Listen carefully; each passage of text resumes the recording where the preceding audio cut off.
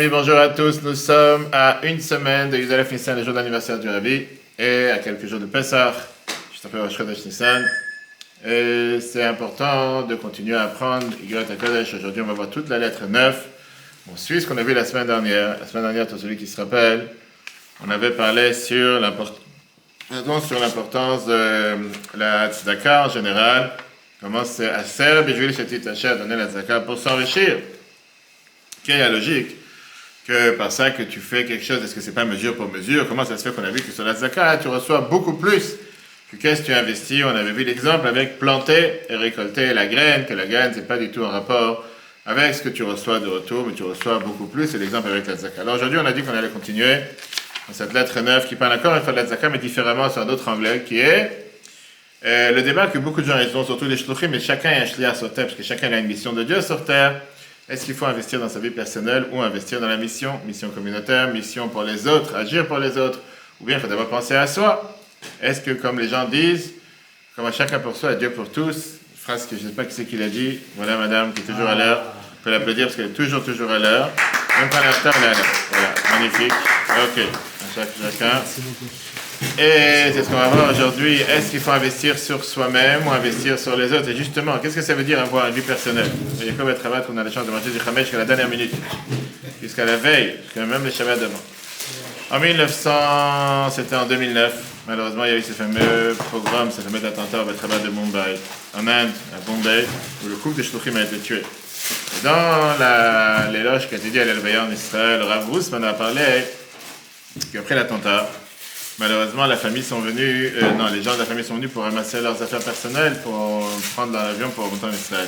La mère de Rivki, elle s'appelle Yehudit, elle a demandé à Sandra, qui était la fameuse babysitting non-juive, elle lui a demandé, celle qui a sauvé le petit enfant orphelin, qui maintenant aujourd'hui les a permis de faire grand, où se trouvent les affaires personnelles du couple?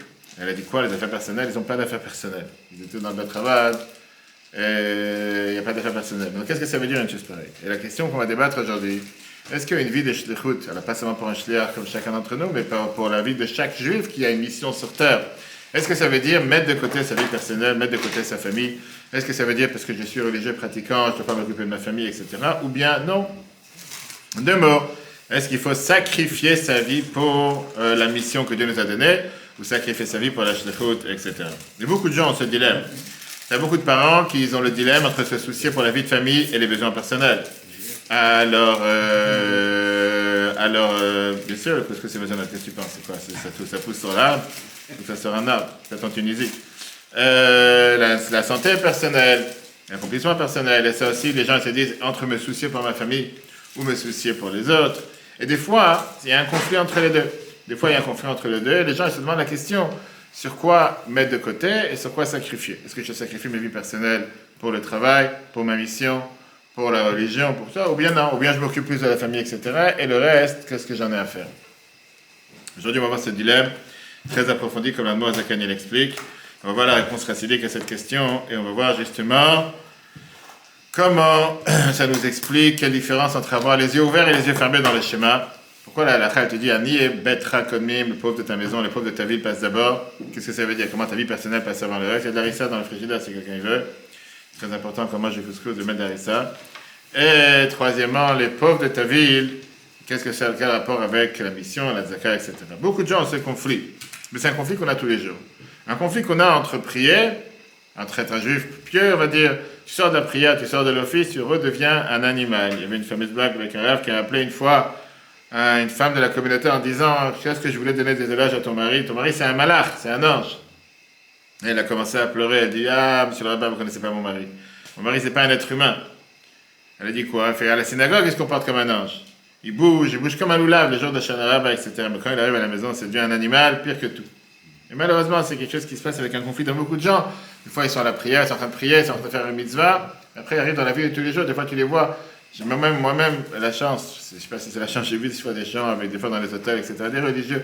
Je peux les voir dans la prière, c'est comme ça arrive, le petit déjeuner, quoi que ce soit, ils sont prêts à déchirer un être vivant en face d'eux, parce qu'il leur a sauté la place, ou il est passé pour prendre la queue, pour prendre une omelette ou quoi que ce soit avant eux. Tu dis, mais quoi, t'as les 2 secondes, tu es en train de prier comme le plus grand sadique sur terre, et tout ça pour 2 œufs qui sont faits avant toi, tu commences à dégénérer, perdre ton sang-froid. Qu'est-ce qui s'est déjà passé? Ça arrive.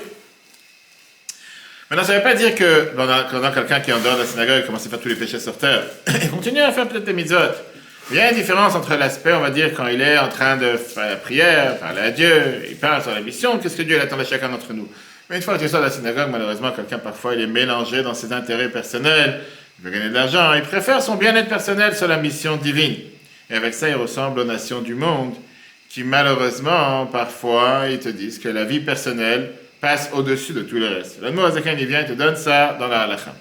La contradiction qu'on a dans la halakha, qui est écrite dans Shulchan Aruch, Siman Samech Aleph 61, halakha 5, dans Orachaim, on dit Shema Israël, Hashem Elokeinu, Hashem Echad, et qu'est-ce qu'on fait tous les jours? On a l'habitude de mettre la main. D'où est sortie l'habitude d'embrasser? Ça, c'est pas écrit dans Shulchan Aruch. Il faut demander à ceux qui le font. Mais au final, la Shulchan Aruch, il faut couvrir les yeux. Pourquoi on couvre les yeux? Bien, le Shulchan Aruch, on a l'habitude de couvrir les yeux. Pour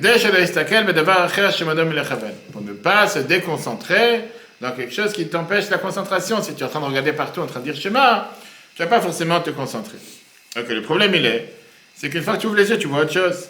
Tu commences à te déconcentrer. Tu commences parfois à t'être entraîné dans beaucoup d'autres choses et à oublier à qui tu parles. Tu commences à parler, tu vois, quelqu'un il arrive, comment ça va, bonjour, etc. Tu as parlé à Dieu. Alors, tout le monde rentre. OK.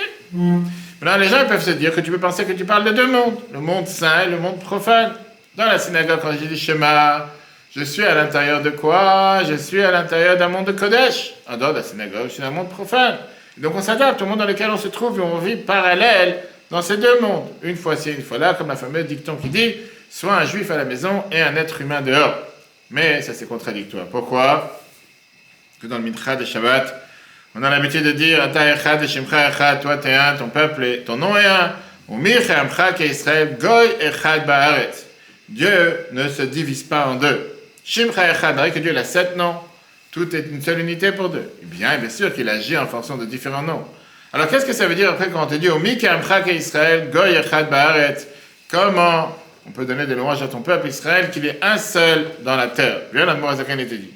La nouveauté du peuple juif, c'est qu'on fait rentrer le echad ba'aretz. On fait rentrer le echad, Dieu, dans la terre, dans les choses profanes. Il n'y a pas de différence entre la vie spirituelle et la vie profane. Mais la vie matérielle, elle est pénétrée de spiritualité. Quand on mange, quand on boit, quand on travaille dans la parnassa, dans les affaires, dans les sujets matériels, on a tous cette unité divine. C'est-à-dire qu'en réalité, une personne ne devrait pas se soucier de ses besoins personnels, de ses intérêts personnels. Il n'a pas de vie personnelle. Il doit consacrer toute sa vie à remplir la mission divine. Alors quand on dit Shema Israël, Hashem Elokeinu, Hashem Echad, je veux dire que Dieu, il est un dans la vie matérielle qui est en dehors de la synagogue. Que tout ce que je fais dans la vie de tous les jours, elle est pénétrée de cette unité divine que je ressens quand je suis à la synagogue. Et c'est pour ça que dans le Shulchan Aruch Orachaim, Siman 8, chapitre 1, Siman 25, chapitre 1, basé sur la Gemara Brachot 14b, je dis la phrase suivante, que celui qui lit le schéma sans tzitzit ou sans tefillin, c'est comme s'il témoigne sur lui un témoignage à faux. Quel rapport? Qu'est-ce que ça veut dire un témoignage à faux? Tu dis dans le schéma Ukshatam Lot Aliadecha Veilot Tavot Beninecha, je l'attachais sur mes mains et sur ma tête, et tu fais pas ça. Ou bien par dit, tu fais Ayou Lachem le tzitzit, tu vois, les tzitzit, tu n'en as pas. Le soir, c'est autre chose. Non, parce que le soir, on dit que tzitzit, l'âme, tzitzit, là, ou que la nuit, c'est pas un moment de tzitzit, c'est autre chose différent. Mais la Moazarien, il t'explique ça différemment. Il te dit que quand tu dis Shema Israël, Hashem Elokeinu, Hashem Echad, et après la tefila, tu ne fais pas rentrer, tu ne fais pas pénétrer cette unité divine dans le monde matériel, là, c'est un témoignage à fort. Deux mots, c'est comme si tu vis une double vie. Et tu es contradictoire avec ce que tu dis à Hashem Echad. Si Dieu est un, Dieu il est là partout. Alors revenons à le dilemme avec lequel on a commencé. D'un côté, tu dis Hashem Echad et tu te dis qu'est-ce qu'on doit penser, ce qui est écrit dans Shulchan Aruch quand tu dis Hashem Echad, c'est écrit qu'on doit penser à quoi? Avec se donner sa vie à Dieu, Messirut Nefesh, on doit cette abnégation de soi. Donner sa vie pour Dieu. Très bien. Et de l'autre côté, chacun il a un besoin personnel, il a sa femme, il a ses enfants, protéger sa famille. Il doit prévaloir le bien-être de sa famille sur les autres. Comment on peut équilibrer les deux? Et c'est ça sur quoi la Moazaken s'arrête aujourd'hui. Père et tête. Aouva Yachai, mes bien-aimés, mes frères, mes amis, Asher, Kenafshi, qui sont considérés à moi comme mon âme. Bati Kemaskir, je suis venu vous rappeler. Vous m'aurez me réveiller ceux qui dorment. Betar de mat. Havle avalim, dans ce qui est un profond sommeil, dans tout ce qui est les choses du vent. Velivko achene à Evrim, ouvrez les yeux des aveugles. Yabit ou lirot, ouvrez les yeux, regardez. Liot, kol isham, vecheftzam, ou magamatan, d'avoir tout votre sauvetage, et tout votre espoir, et tout votre désir. Le chol, ben, pour inclure dans Chaye Rucham, une vie de souffle, une vie de, on va dire, une vie matérielle, une vie d'esprit, pardon. Bimkom, Haim Chaim dans la source qui est l'eau de vie, Chaya Chaim. Dieu qui nous fait vivre, Kol, le Mechayem, toute notre vie, Benefesh Bassa, matériellement, spirituellement. Il a commencé à expliquer des Haïdou, qui veut dire. Je voulais que vous preniez à cœur de ne pas considérer que les choses matérielles, que votre vie matérielle est déconnectée de la vie spirituelle. C'est une seule vie. Comme il était Alma, toutes les choses du monde, Veiske Parnassa et tout ce que vous faites dans les affaires. Lo yiyeh keilu d'avdin le gamayu ne soit pas considéré comme si vous les faites pour vous-même. En deux mots, déconnecté de Hachem Echad. Lo yiyeh Bet Israël et le peuple juif ne soit pas kechol hagoyim, comme toutes les nations du monde. Des anines qui nourrissent, ou mefanesim, qui amènent la parnassa, ou mokrin et qui respectent les nachay ou leurs femmes, ou vanaï ou leurs enfants, mais ava par amour. C'est pas contradictoire. On va te dire, prends pas ça comme une contradiction, t'occuper de ta femme, tes enfants, ta famille. C'est pas contradictoire à ton service de Dieu. Pourquoi? Parce que c'est écrit clairement, on dit dans Mincha de Shabbat, qui mi kamcha Israël, goyechad ba'aret ktiv. C'est écrit qui est comme ton peuple, le peuple juif. Un seul peuple sur terre, qui veut dire quoi? De haïno, ça veut dire. Shegam b'inyane eretz, même dans les choses de la terre. Lo yafridu, on ne peut pas se séparer, lo yipadu mechad ha'emet chas v'shalom. De Dieu qui est un, de Dieu qui est la vérité. Pense pas par ça que tu t'occupes de ta femme, tes enfants, ton travail, tu manges, tu dors. C'est contradictoire à la volonté de Dieu. C'est pas contradictoire, c'est une seule chose. Sinon, il te dit, l'Aïd et Doutchek, tu es en train de faire un faux témoignage. Chas v'shalom, que Dieu nous en préserve. Bikriat, Shema, Va'er et Vaboker, quand tu fais Shema le matin et le soir. Benaim Zgurot, avec des mains, avec des yeux fermés. Hachem Echad, et tu dis Dieu est un, et on dit qu'on doit penser que quand on dit Echad, Bedaled Ruchot, les quatre coins du monde, Bashamaim Imal, le ciel qui est au-dessus de nous, Ba'aretz Mitachat, la terre qui est en dessous. Ou Bivka, Achene Aevrim, quand tu ouvres les yeux des aveugles, en deux mots, quand tu ouvres les yeux après Shema, Ataïf, Einecha, Bov, Einenu. C'est comme si tu vas ouvrir les paupières des yeux et tout ce que tu as pensé dans Shema, ça a disparu. Chas v'shalom, que Dieu nous en préserve. Le mot il te dit, fais pas cette erreur de penser que si je dois faire ce que Dieu demande de moi, si je dois remplir ma mission et pour un shliach, si je dois être dédié à ma mission communautaire, etc., il faut forcément que je mette un X ou que j'efface ma vie de famille, ma vie de couple, m'occuper de ma famille, m'occuper de personnes. Ça marche pas. C'est pas l'un à la place de l'autre. Les deux sont un. Faut pas dire les deux sont une.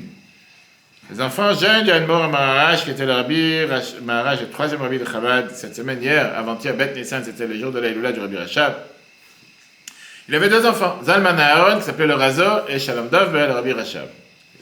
Et ils parlaient entre eux la différence entre un juif et un non-juif, à l'époque en Russie. Zalman, qui était celui qui était le plus âgé, il a dit que la différence, c'est qu'un juif, il sait prier avec ardeur, et il sait s'approfondir dans la prière, il pense à Dieu quand il prie, etc. Le Rabbi Rachab, il a dit ça, c'est vrai pour les juifs de haut niveau. Mais qu'est-ce que tu fais avec des juifs simples, qui ne savent pas prier avec beaucoup de kavanot, et qui ne savent pas comprendre les secrets cachés de la Torah? Pour eux aussi, il y a une différence entre un juif et un non-juif. Alors le père, le Rabbi Maharaj, qui entend le débat entre ses deux enfants, il dit, appelez Ben Sion, mon secrétaire, celui qui s'occupe de la maison, le manager, c'était un juif très très simple, un juif, un paysan. Il a dit, Ben Sion, t'as mangé aujourd'hui? Le Rabbi, il a écrit cette histoire, elle est aussi dans le Teilim, à la fin du Teilim en français. Ben Sion, est-ce que tu as mangé aujourd'hui? Il dit, bien sûr, j'ai mangé. Il dit, Ben Sion, il dit, pourquoi tu as mangé? Il fait, pour vivre. Il fait, pourquoi tu vis? Ben Sion, il dit, je vis pour être mangé, pour faire la volonté de Dieu, pour ça je vis. Après, le Rabbi Maharaj, il appelle Ivan, qui était le carrossier, qui était celui qui s'occupait des chevaux, etc. Il dit, Ivan, est-ce que tu as mangé aujourd'hui? Il fait, oui. Il fait, t'as bien mangé? Il fait, oui, j'ai bien mangé. Il fait, pourquoi tu as mangé? Il fait, pour vivre. Même réponse. Il dit, pourquoi tu vis? Et là, il dit, ah, je vis parce que le soir, j'attends mon verre de vodka là-bas dans l'auberge, je vais pouvoir manger un bon steak. Ça, c'est ma raison d'être et ma raison de vivre. Ok. Le Rabbi et Maharaj, il dit, ça, vous voyez la différence? Comme un juif, il regarde sur les choses matérielles, et comme un non-juif, à l'époque en Russie, il regardait sur les choses matérielles. Là, il regarde les choses matérielles. Pourquoi? Que ça va l'aider à servir Dieu? Pour ça, il pourra mieux servir Dieu. Pas ça qu'il va dormir, pas ça qu'il va aller en vacances, pas ça qu'il va aller faire les fêtes dans un hôtel, pas ça que sa femme se fatigue le dos pour nettoyer. Tout ça, c'est dit. C'est le but pour servir Dieu, pour faire les choses correctement. Alors qu'un non-juif, il n'a pas un but plus élevé que bien manger, bien dormir. Pourquoi pas? C'est pas qu'il a fait quelque chose d'interdit, il n'a pas fait quelque chose de mal. Il n'y a pas un but supérieur. Ça, c'est la différence. Alors, revenons au dilemme par lequel on a commencé. Vie personnelle ou vie de mission? Quelle est la solution? Est-ce que je dois faire l'un ou l'autre? L'un prévaut sur l'autre? Est-ce que l'un est à la place de l'autre? Est-ce que si je donne ma vie pour les actions communautaires, où j'ai ma mission, de remplir ma mission que Dieu m'a donnée sur terre, est-ce que pour ça je dois mettre ma vie de famille de côté, ou le contraire? L'exemple qu'on a, c'est je ne vais pas dire de confrères, mais peu importe une autre religion, qui se disent que pour pouvoir se rapprocher du Seigneur ou du Saint-Esprit, il n'y a pas de vie de famille. Si tu veux avoir une vie de famille, tu ne peux pas être proche du Seigneur. Et tu as des Juifs que parfois ils font la même erreur, et c'est ça que le mot Azaken va essayer de déraciner des esprits aujourd'hui.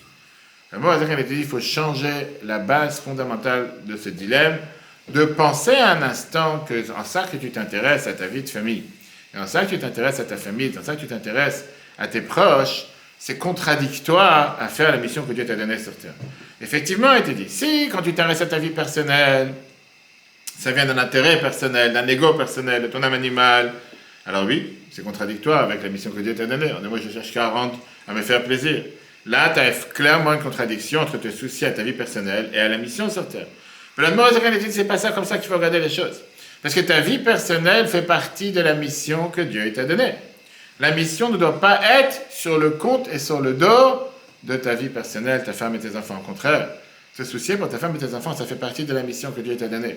De la même manière que tu as un devoir d'aider les étrangers en dehors de la famille, tu as une responsabilité d'abord envers toi-même et ta famille. Faire attention à ta santé, faire attention à ton couple, faire donner du temps de qualité à tes enfants, de se soucier pour leur panassa et pour leurs besoins. Tu ne fais pas ça parce que ça t'arrange, parce que ça te fait plaisir, parce que c'est ton devoir, parce que c'est ce que Dieu, il attend de toi. Et de qui on l'a appris? Qui se rappelle l'histoire? Avec un fameux Hillel. Hillel Azaken, dans la Gemara, dans Mishnah, c'était écrit que Gomel Nafsho Ish Chesed, il disait du bien. C'est un homme de bonté. Le Midrash te dit que ça parle sur Hillel. Quand il allait se laver, il disait à ses élèves, maintenant je vais aller me laver le corps que Dieu m'a donné, qui est à l'image de Dieu. Je vais faire une mitzvah en se lavant. Quand il allait manger, il disait, maintenant je vais aller faire de la bonté avec l'âme pauvre que Dieu m'a donnée, qui est affamée, etc. Chaque chose, il prenait comme une mitzvah. Reshla, qui est dans la Gemara Ta'anit 11b, la Gemara Ta'anit, il vient et te dit comme ça, que celui qui arrête, qui ne jeûne pas, qui ne fait pas des jeûnes à longueur de journée, c'est un chassid. Et sur lui, c'est écrit Gomel Nafsho Ish Chesed. C'est pour ça que c'est écrit le verset dans Mishlei de Shlomo Melech. Celui qui gêne et qui fait souffrir son corps, il est considéré Oker Sheiro Arzari, il est considéré quelqu'un qui est cruel. Que Dieu t'a donné un corps pour élever le corps et pas pour détruire le corps. On n'est pas là à faire des jeûnes de 30 jours de long, etc. Pour ne pas citer un certain jeûne qui s'est terminé cette semaine. Ok. Ça, c'est la base que la Gemara Zaken te dit. Qu'est-ce que ça veut dire Ardut Hashem? Goy Echad Ba'aretz. Tu dis, Shema Israël, Hashem Elokeinu, Hashem Echad, fais descendre le Echad sur terre. Tu veux dire, même tes besoins personnels font partie de la mission divine que Dieu t'a donnée. Même un shliach du Rabbi qui doit s'inquiéter pour la communauté, comme on fait en ce moment avec le Chabad 77. Donner la matzah à tellement de gens et courir derrière. Tu ne dois pas oublier tes proches, ta famille, ta femme, tes enfants, etc. et toi-même. Alors, il y en a qui disent que non, que tu as inclus ce souci sur ta famille comme partie de ta vie, ta mission sur terre.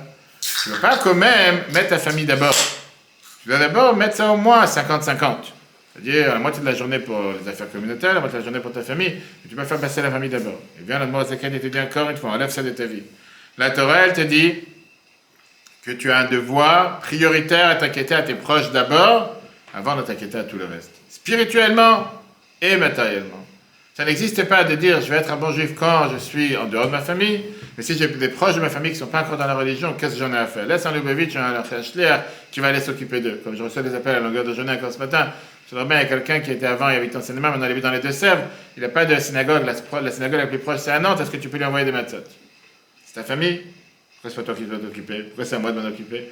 Ah, parce qu'avant, elle habitait en 77, alors elle est abonnée jusqu'à 120 ans, 77, elle est plus de 70. Mais t'as des gens que pour eux, non, moi je m'inquiétais pour moi, ah, ma famille n'est pas religieuse, que j'en ai à faire. Ah, lui, vite, je vais s'occuper d'eux. Non, la Gemara dit, c'est pas vrai.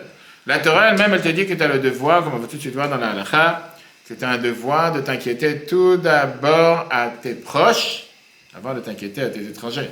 Si tu as des membres dans ta famille qui ne savent pas que c'est Pessah, qui ne sont pas la matzah pour Pessah, tu as un devoir de t'inquiéter qu'ils aient la matzah d'abord, avant de t'inquiéter à des autres. La halakha Shulchan Aruch Yoredea Siman 251 dit la phrase suivante. Celui qui donne de l'argent à ses enfants, garçons et filles qui sont à un âge avancé, qui n'est pas obligé de les nourrir. D'après la halakha, il n'est pas obligé de nourrir ses enfants quand ils ont un âge avancé, pour enseigner aux enfants la Torah pour que les filles se conduisent dans le bon chemin. Pareil, celui qui donne de l'argent à ses parents qui ont besoin, qui n'ont pas comment vivre, ça fait partie de la zaka. Et plus que ça, Velohot, Shulchan Aruch te dit, Tzarich la'akdimo la'acherim. Tu dois te soucier de tes proches avant de te soucier des autres. Même si ce n'est pas ton fils ni ton père, mais c'est un proche, tzarich la'akdimo l'chol adam, ça passe avant les autres. Ve'achiv, mais après il commence à entrer dans les détails, un frère du père avant le frère de la mère.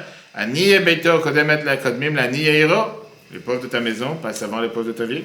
Ani Yeiro, les pauvres de ta ville, Kodmim l'Ani Yerecheret, passent avant les pauvres des autres endroits. Et pareil des autres pays, etc. Viens, le Shulchan Aruch continue, encore une fois, il y aurait des Siman 251, la Hagar. Parnassat Adam, Kodem et Dachol Adam. Une personne a le devoir de se sacrifier, de travailler pour avoir un parnassa. C'est pas normal de vivre sur le compte d'une association, sur le vivre du compte, je veux dire, des gens qui vont t'aider à faire des colis pour Pessah, etc. Tu peux aider ponctuellement. Et quelqu'un doit se battre pour avoir une parnassa. Ve'eno chayav la tête d'Zaka, tu es le parnassa de quelqu'un, il n'a pas l'obligation de donner de Zaka s'il n'a pas comment vivre. Il doit d'abord avoir comment vivre, comment avoir sa parnassa. Ve'achakar, je te dis après ça, tu dois devancer la parnassa de tes parents, s'ils sont pauvres. Et eux, ils passent avant la parnassa de tes enfants. Tu ne peux pas laisser tes parents à la rue. Comme j'ai dit, tout à l'heure, j'ai envoyé des adresses à deux personnes qui vont aller justement prendre des colis pour aller livrer des matzot, etc. Il y a des personnes ici en Sénégal qui sont dans des EHPAD, qui ont des enfants, et que les enfants, ils ne viennent pas les voir, ils ne parlent pas avec eux, ils n'ont aucun contact avec eux. Ils sont abandonnés comme un animal dans un EHPAD pendant des années. Et ils ont des enfants vivants. Les enfants n'en ont rien à faire. Ils sont placés là-bas, débrouille-toi. Et c'est pas qu'ils habitent dans l'autre bout du monde. Ils habitent en Île-de-France. Et c'est quoi, 60 km, 70 km. Moi, je ne suis pas le police de Dieu, je ne suis pas le juge pour appeler les enfants pour ne pas voir tes parents. Mais quand tu entends les parents âgés comme ça, qui disent qu'ils sont jetés dans un EHPAD et qu'il n'y a personne qui vient les voir, et c'est ce qu'on voit régulièrement, ça déchire le cœur. Comment tu peux abandonner des parents? La Chal te dit que tu dois t'occuper d'abord de tes parents avant autre chose. Je ne parle pas de ceux qui font Aliyah et qui partent en Israël et qui laissent les parents habiter tout seuls dans des bâtiments en France, entourés que de non-juifs, pas forcément des amis. Et tout d'un coup, ils entendent que la mère, elle a été maltraitée, elle a été maltraitée. Et tes parents, ils sont là pour être abandonnés, parce que toi, tu as décidé pour ton bien-être, je ne vais pas prendre mes parents avec moi, peu importe ce que les gens te racontent. La halakha te dit le contraire, la halakha te dit tu dois t'occuper d'abord de tes parents, s'ils sont dans le besoin.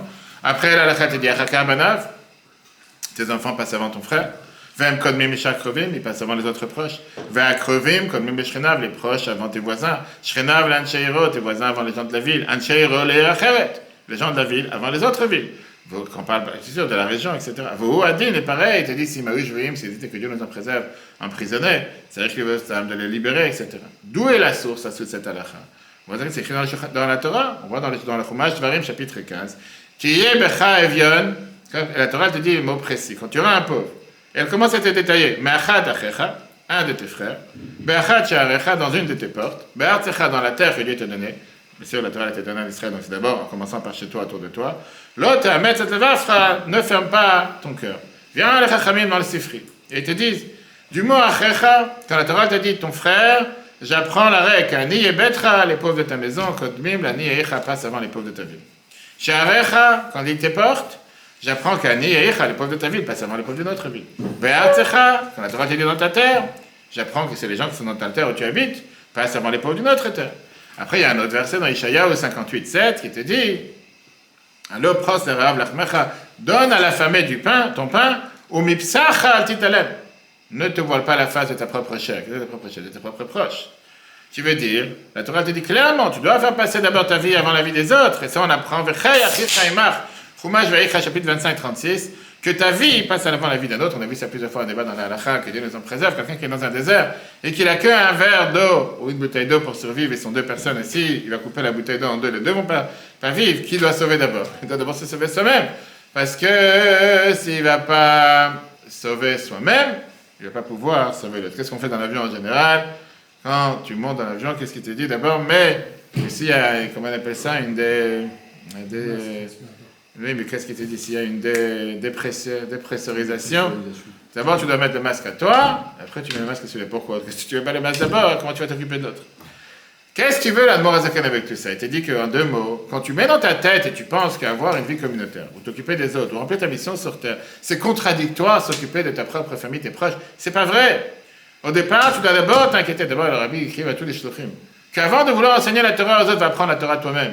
Avant de vouloir agir pour les autres, tu dois d'abord travailler sur toi. Ça n'existe pas un shliach qui va dire, moi je vais m'occuper des autres, tu vas prier Shacharit, je vais prier Mincha. Peu importe, je ferai après. D'abord, je m'occupe des autres. Si tu ne vas pas toi-même apprendre, comment tu vas apprendre à quelqu'un d'autre? Si tu ne vas pas toi-même agir sur ta personne, comment tu vas pouvoir agir sur quelqu'un d'autre?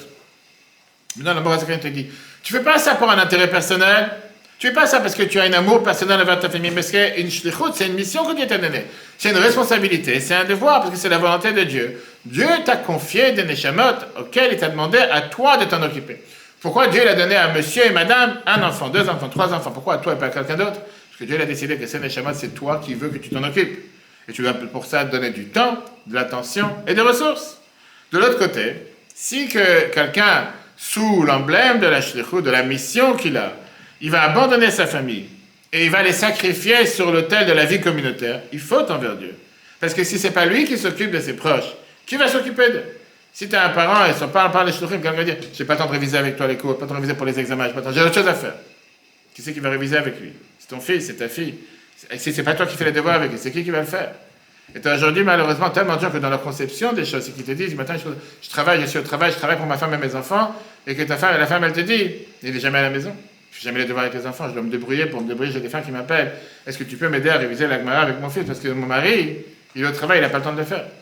Pourquoi il ne peut pas le faire? Pourquoi? Je ne parle pas de quelqu'un qui ne sait pas, qui n'a pas appris. Des gens qui peuvent le faire. C'est pas lui qui va s'occuper de ses enfants, qui sait qui va le faire? C'est ce que Gemara te dit. Et donc, il te dit, tu dois te fatiguer à trouver la version de vivre en harmonie avec les deux. Et pas penser que l'un est sur le dos de l'autre. De l'autre côté, tu ne veux pas non plus dire je pense qu'à ma famille. Tu vas dire je ne fais rien, c'est ma mission que Dieu m'a donnée. Regarde les textes. Arbezot, yot. Ça, c'est le comportement adapté pour chacun d'entre nous. Liot kol iskenu, d'avoir toute notre occupation dans les choses du monde. Lo le gamayu. Tu n'es pas en train de faire ça pour toi-même. Parce que tu n'as rien d'autre à faire, tu es quelqu'un de grossier comme ce Ivan qu'on a vu tout à l'heure, qui attend que boire un verre d'alcool et manger un steak. C'est pas pour ça que tu fais ça. Et comme l'a dit tout à l'heure, si c'est ça ton but, tu as un problème. Kim la chayot nafshot, le coude pour faire vivre les âmes des parcelles divines, ou le malot marsorem, de remplir leur manque de chesed chinam avec une bonté gratuite. Chez Bazar, nous, mesdames, parce qu'on ressemble à Tsura, le Yotzra, la forme qui est le nefesh, l'âme, à celui qui l'a créé, Hashem Echad. C'est ce qu'on dit quand on dit Shema Yisrael Hashem Echad, qu'on fait descendre le Hashem Echad dans le monde. Hashem Chesed El Kolayom, que Dieu fait de monter toute la journée, Chesed Shelemet, une montée de vérité. La Chayot Olam Umlo. Faire vivre le monde et tout ce qui entoure le monde, regarde à chaque instant. La dit seulement, fais attention à te rappeler, chez Banaf chez la dame, que la femme et les enfants d'un être humain, Kodmim la Kol al Torah, et passe avant tout d'après la Torah. Tu ne veux pas dire, puisque je dois être à la synagogue, parce que j'ai envie d'apprendre un cours, j'ai un kiff d'écouter un cours du rabbin, pour ça je ne vais pas faire kiddush à la maison. Et tu as combien de femmes qui se plaignent? Je connais malheureusement trop de familles qui disent le mari, il traîne à la synagogue Shabbat. Et moi j'attends à la maison, et j'attends avec les enfants. Et personne qui vient faire kiddush, et personne qui sait. Les enfants ils tournent en rond, ils ne savent pas quoi faire. Pourquoi? Et quand tu parles au mari, tu dis, mais c'était à Fabringen, c'est contre. Et ta femme et tes enfants, ça passe pas avant. Alors, tu dois te trouver un moyen de pouvoir faire les deux, mais tu ne peux pas mettre l'un sur le côté de l'autre. C'est sûr, la Morazik dit Chutz, mais tzadikim chez Médor, quand tu parles des tzadikim de la génération, chez Kodmim Bebanav, qui passe avant les enfants. Combien d'élèves, je parlais avec quelqu'un cette semaine, quand, du temps du rabbi, quelqu'un demandait au rabbi de venir faire Pessah chez le rabbi. Le rabbi dit Pessah, c'est pas un moment de venir chez le rabbi, Pessah, c'est un moment de faire en famille. C'est tous ces gens qui vont dire Rosh Hashanah, je vais à Ouman, c'est enregistré, et qu'on m'insulte et ça ne me dérange pas. Et ta femme et tes enfants, qu'est-ce qu'ils font? Ils se font tourner en rond. Les enfants, ils sont à la synagogue, ils n'ont pas de père qui est là pour leur montrer que c'est Rosh Hashanah, comment prier, quel type de prière, écouter le shofar. Pour eux, il n'y a personne qui doit s'inquiéter. Ils iront avec le grand-père, ils iront avec un ami à la synagogue. Pourquoi ils iront avec un ami?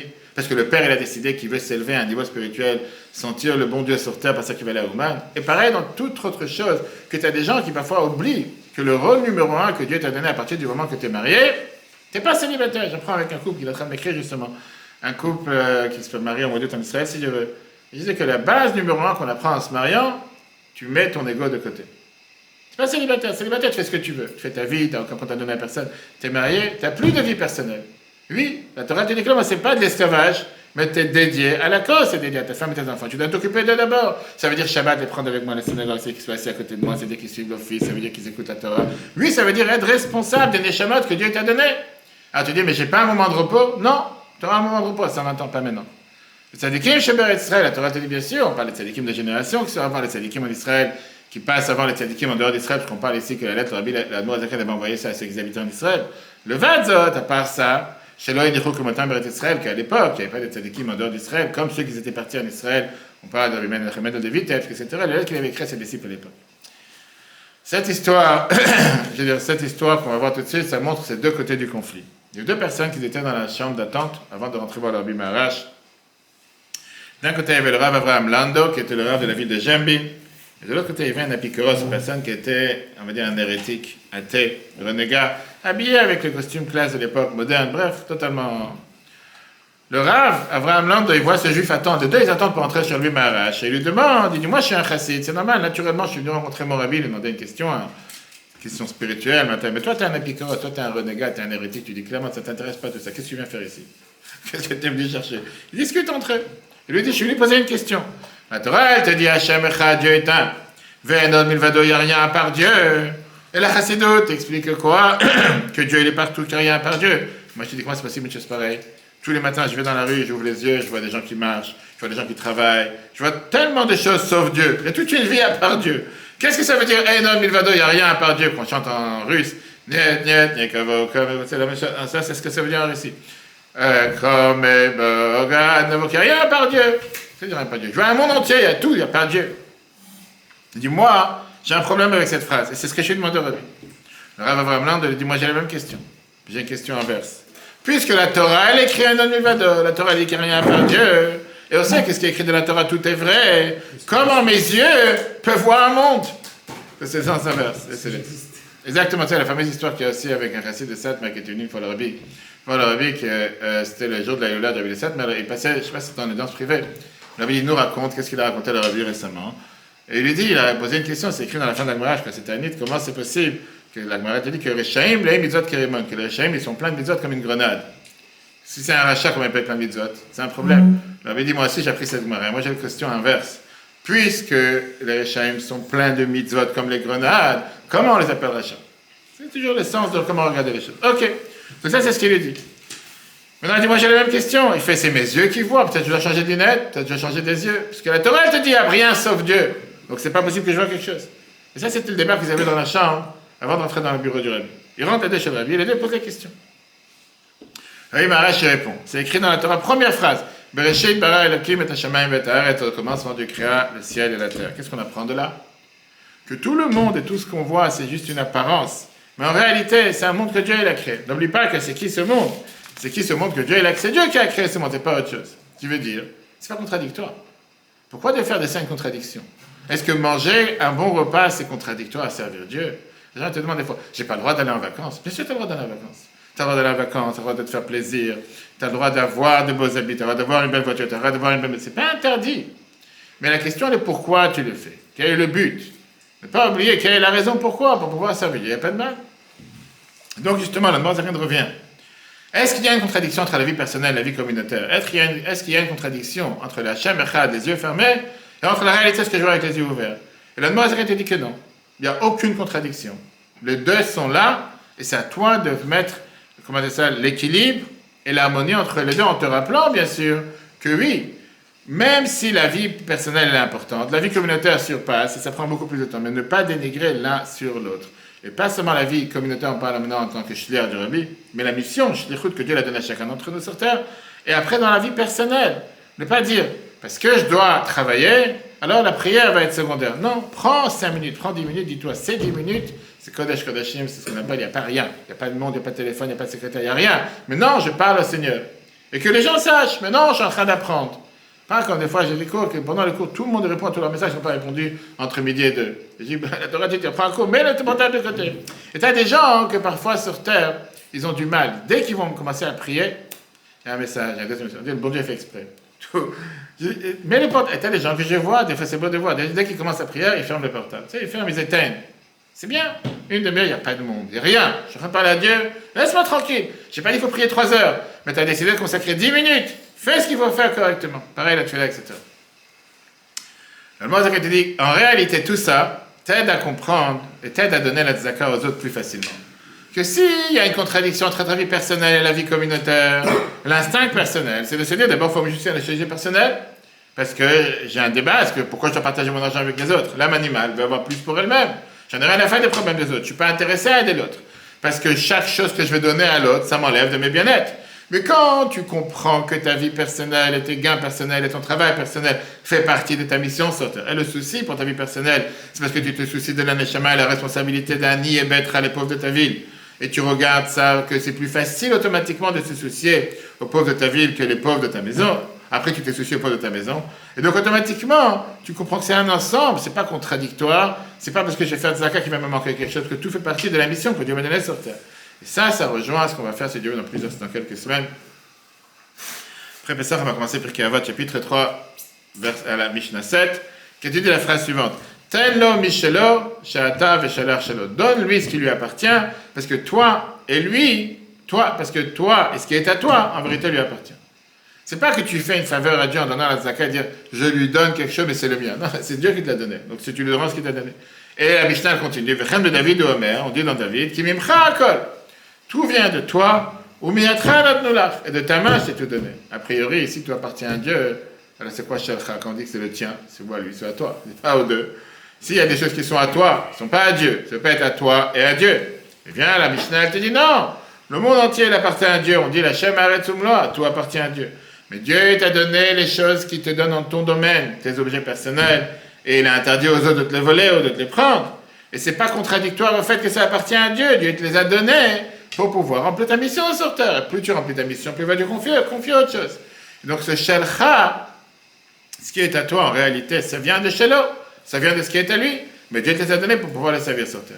Et donc quand tu regardes les choses de cette manière, Tenlo Mishelo, Sha'ata Veshalcha Shelo, donne-lui ce qui est à lui, parce que toi et ce qui est à toi est à lui. Si tu comprends que les biens que Dieu t'a donnés, c'est ce que Dieu t'a confié pour pouvoir remplir ta mission sur terre, et en commençant par tes propres pauvres de chez toi, de ta ville, de ta maison, etc. Alors tu comprends que chaque fois que tu donnes la zakat, tu remplis la mission que Dieu t'a donnée.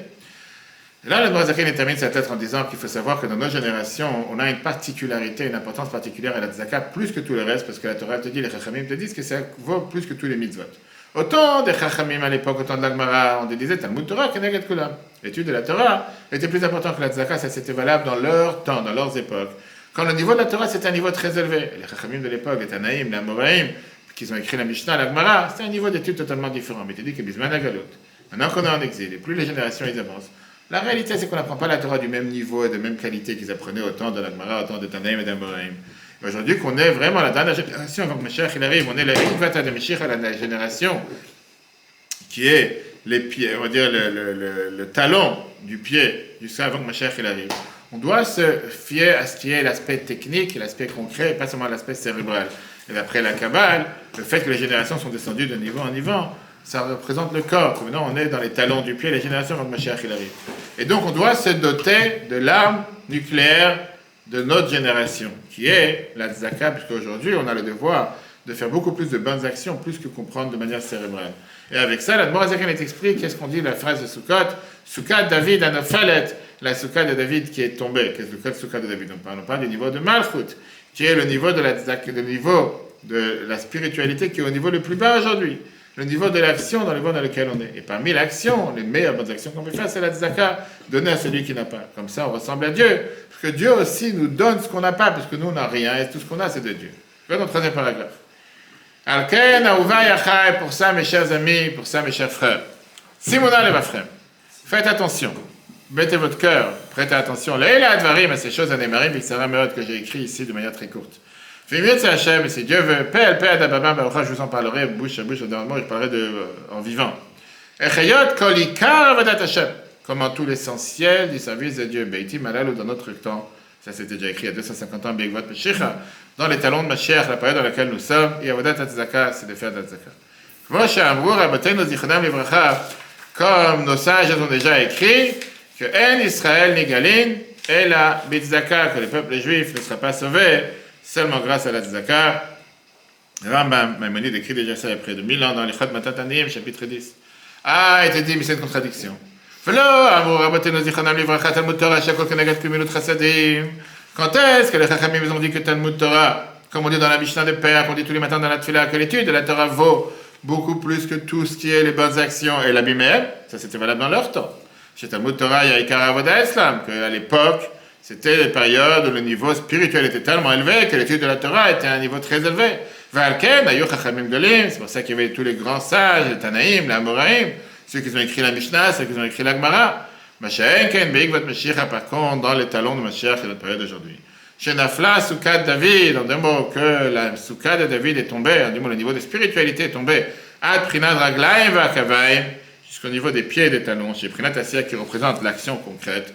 Il n'y a pas de chemin de s'attacher réellement à Dieu.